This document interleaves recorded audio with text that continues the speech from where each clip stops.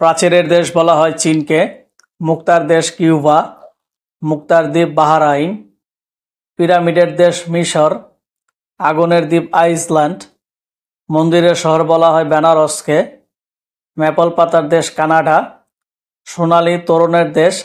San Francisco, সোনালী প্যাগোডার দেশ বলা হয় মিয়ানমারকে,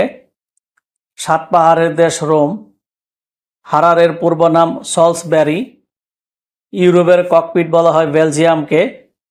শ্বেতহস্তির দেশ বলা হয় থাইল্যান্ডকে, দক্ষিণের গ্রেট ব্রিটেন নিউজিল্যান্ড, প্রাচ্যের ডান্ডি বলা হয় নারায়ণগঞ্জকে, ইউরোপের ক্রিয়াঙ্গন বলা হয় সুইজারল্যান্ডকে, ইউরোপের প্রবেশদ্বার বলা হয় ভিয়েনাকে, পৃথিবীর চিনি রাদার বলা হয় কিউবাকে, গোলাপি শহর বা পিঙ্ক সিটি বলা হয় জয়পুরকে,